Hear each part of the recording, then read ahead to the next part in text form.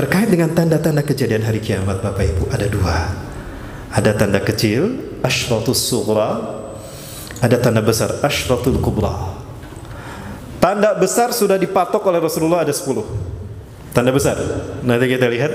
Tanda kecil itu jumlahnya banyak, bisa sampai 200 buah.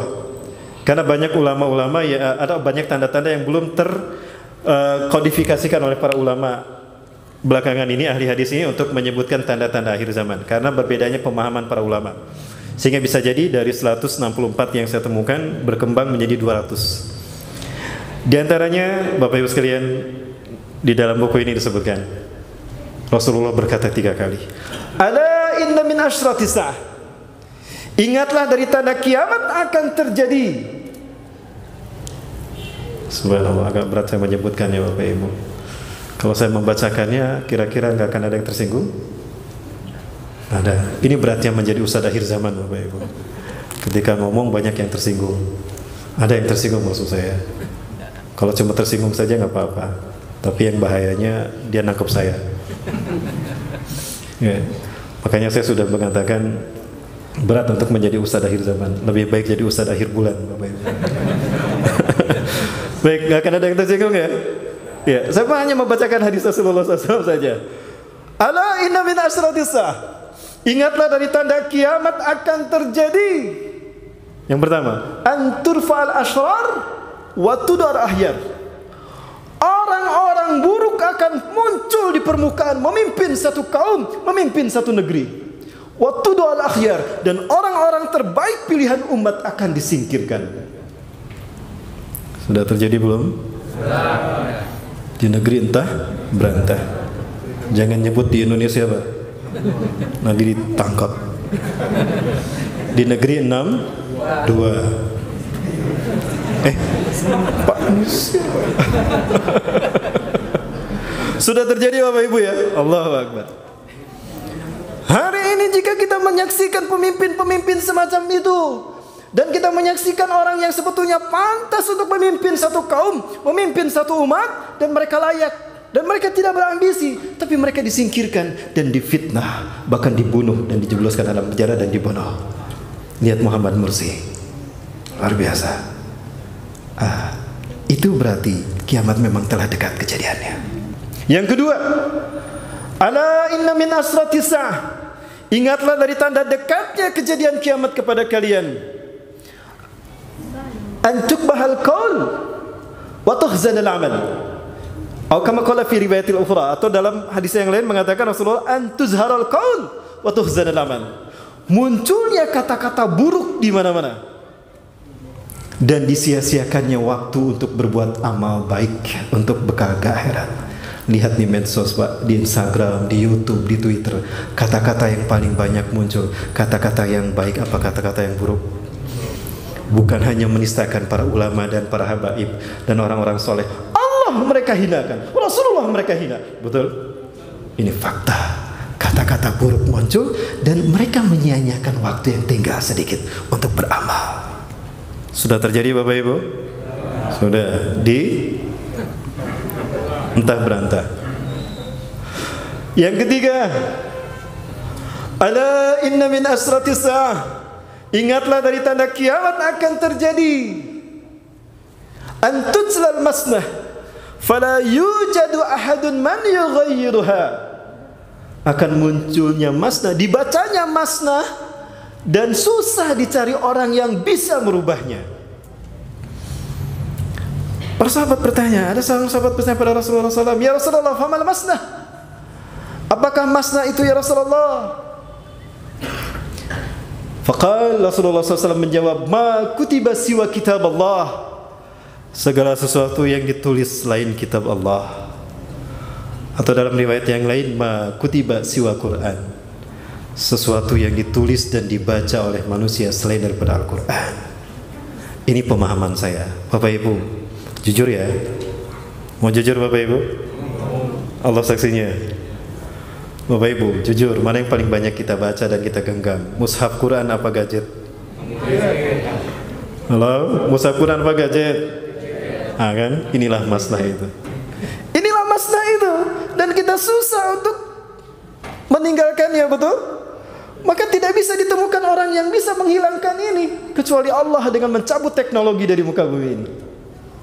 Maka tidak salah kalau Rasulullah SAW menyatakan, Sama'atum ila ma bada'tum, Sama'atum ila ma bada'tum, Sama'atum ila ma bada'tum. Kalian akan sampai kepada waktu di mana kalian kembali pada posisi kalian dulu. Tanpa teknologi ini akan hilang.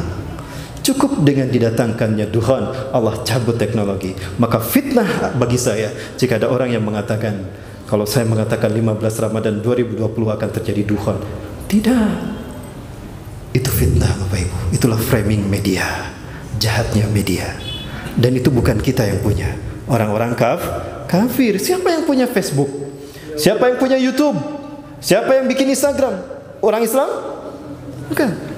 Dan dahsyatnya fitnah media melanda umat. Framingnya dahsyat, ulama dihinakan. Dan herannya banyak mereka umat Islam yang juga ikut-ikutan. Nah, ini fitnah akhir zaman. Bapak Ibu,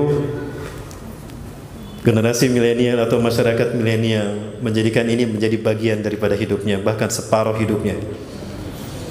Agenda kerja mereka, mobilitas harian mereka ada di sini kan? Bahkan profil mereka ada di sini, bahkan keuangan dan kekayaan mereka, omsetnya ada di sini semua. Kita bertransaksi, kita beraktivitas, bahkan untuk kajian pun memang kita pakai ini. Betul? Betapa kita sangat tergantung dengan gadget yang satu ini. Dan jujur saja memang tadi ini yang paling kita banyak baca ketimbang mushaf Al-Quran. Terbukti berarti yang ketiga sudah terjadi. Maka mudah bagi Allah untuk mengembalikan kita kepada mushaf Quran. Dicabutlah teknologi. Bapak Ibu sekalian yang dirahmati Allah, maka segeralah kembali kepada mushaf Quran ketika kita membaca Quran. Jangan di sini. Karena pahala kita membaca Quran dari mushaf lebih besar daripada membaca Quran di sini. Kenapa demikian? Ini kadang ada negatifnya, betul? Aurat, ya syahwat kita juga menikmatinya dari sini. Lalu kita mau lihat Quran dari sini. Berarti berbeda pahalanya ketika kita membukanya dari mushaf Quran. Bapak Ibu sekalian, segeralah kembali pada mushaf Al-Quran. Kenapa? Sebelum Allah mencabut Al-Quran dari para penghafal Quran. Akan datang kata Rasulullah sebagai salah satu tanda kiamat akan terjadi. Sebelum Allah mencabut nyawa orang-orang beriman dari muka bumi. Qabla ayyakbadallahu arwahul mu'minin min hadal ard. Yarfa'ullahu kullal ayah min maqamiha. Allah akan mencabut Al-Quran dari para penghafal Quran, dan Allah akan mencabut Quran dari mushaf Al-Quran. Maka diceritakan oleh para ulama, ya, disandarkan pada hadis Rasulullah SAW, ketika mereka kaum yang beriman sholat, ini menjelang dicabutnya nyawa orang beriman semuanya, mereka sholat. Rakaat pertama mereka hafal Quran. Rakaat kedua, mulai mereka lupa Quran. Ghairil maghdubi alaihim waladdallin. Amin semuanya. Ketika mau membaca surat, lama imamnya terdiam. Subhanallah. Subhanallah. Kemudian imamnya baca. Ada yang hafal.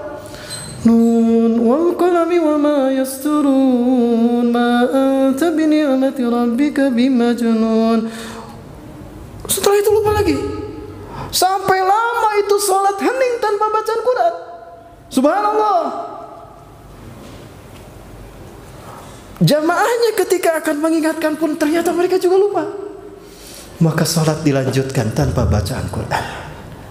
Ringkas cerita, selesai sholat imamnya bertanya pada makmumnya, lima tudakkartumuni, kenapa kalian tidak mengingatkan aku?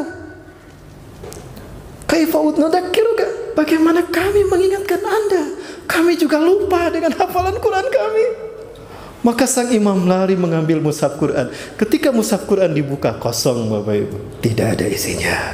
Segeralah kembali pada mushaf Quran. Tinggalkan membaca Quran dari gadget, kembali pada mushaf Quran sebelum Allah mencabut Quran dari tempatnya.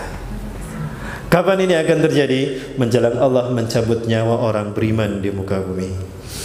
Kenapa demikian? Karena yang akan menyaksikan kiamat terjadi adalah makhluk yang terburuk di muka bumi.